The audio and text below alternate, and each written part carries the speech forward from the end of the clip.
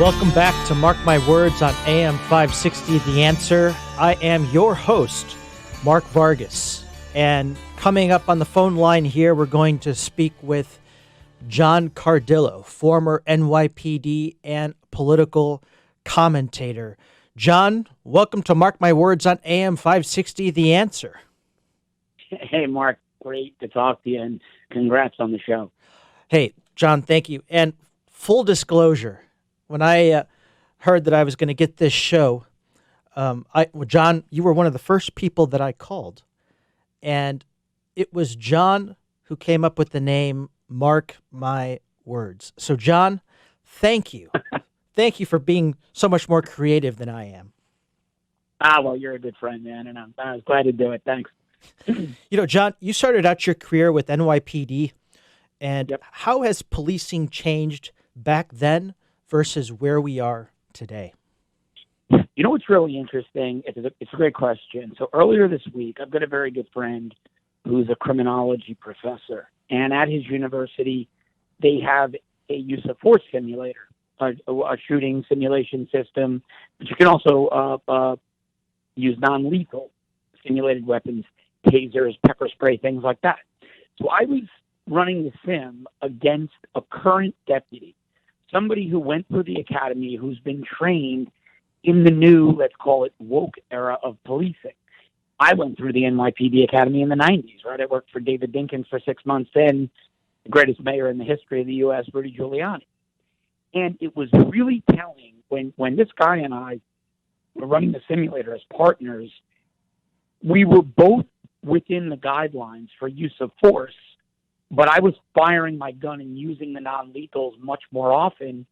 There's no indictment of the guy. He's a great cop. It's the training doctrine. We were seeing victims and innocents killed more when he was running the sim alone because the department trained him to really never use force. I mean, there was one scenario where someone was holding up a bar, and the simulation was you were an off-duty police officer. We ran it alone. The man was holding a gun to the bartender. It's perfectly legitimate to shoot the guy in the back of the head. That's a justifiable shooting. He was trained not to do it.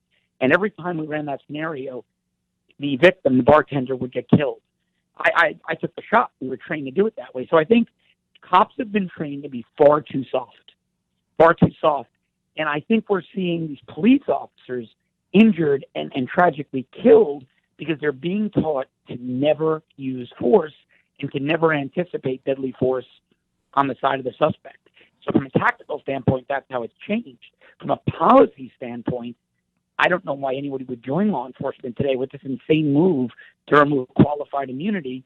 You're putting not just your life, but your family's financial future in your hands every time you exit your vehicle to render assistance. So it's really it's tragic where policing has gone or where it's come to. The Democrats' rhetoric about defunding the police, how is that impacting departments and police officers across the country? Well, I mean, look, it's an asinine concept, right? You need a police presence. The thing, Mark, is even in the days of Rudy Giuliani, this was never a political issue. Yeah, the Democrats were always soft on crime, but everybody agreed behind closed doors that you need a visible, large enough, or as large as you can afford, I should say, police presence, because visible police officers in uniform are crime deterrents. Even Michael Bloomberg, yeah, he ran as a Republican, but we know he was a big liberal. The only thing in New York City he did right, I disagree with the guy on everything. But one thing I'll agree with him on until the end of time, he didn't touch Rudy Giuliani's policing strategies.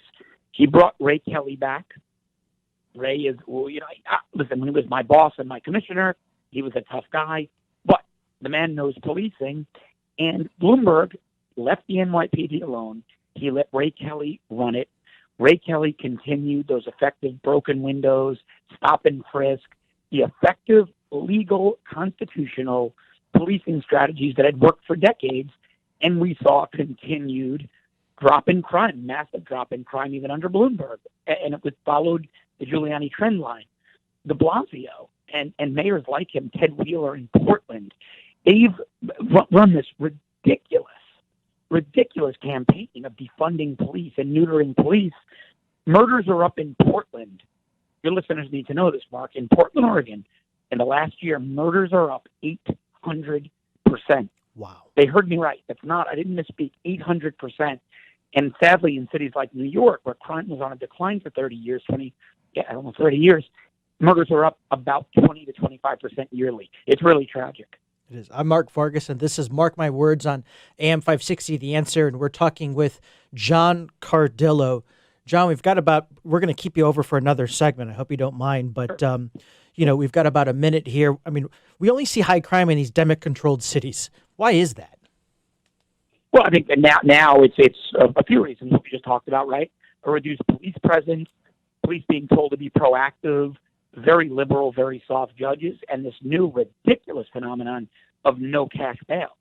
It combined with things like the DA in San Francisco is doing, decriminalizing minor crimes. And again, we know from Rudy Giuliani and NYPD that the minor crimes, the quality of life crimes, the broken window strategy, when you take care of them, the bigger crimes tend to go away as well. And I think that's why it's a reversal of everything that works. Trying to encapsulate it in a soundbite, Mark, that's it. The Democrats have reversed everything that works in terms of public safety. Well, we're always good at sound bites, John, and you're unbelievable. 800% in Portland increase. We're going to hold you over for another segment. You're listening to Mark My Words on AM 560, The Answer. Welcome back to Mark My Words on AM 560, The Answer. I am your host, Mark Vargas, and we're talking to John Cardillo, former NYPD and political commentator. John, I just want to pick up where we left off. We don't need police reform. What we really need is harsher penalties for criminals. Why are Democrats ignoring this issue? Look, it's racial identity politics. It's virtue signaling.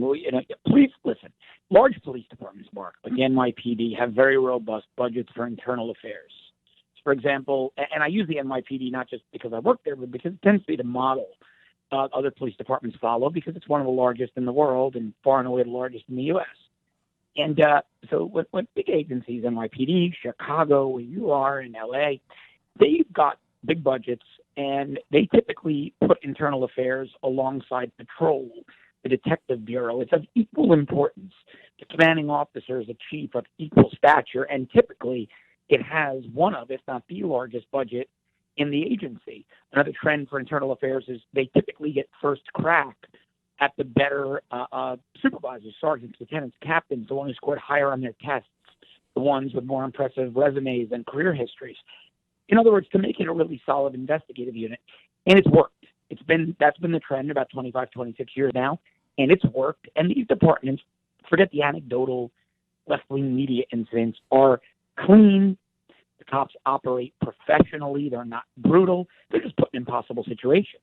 So I blame politicians. They want to coddle the thugs. It's fashionable on the left to vilify the police, but also the politicians at the state levels, not just at the city level, the ones who are passing this asinine legislation to eliminate cash bail, the ones who help judges get elected that go soft on criminals. And I blame the voters.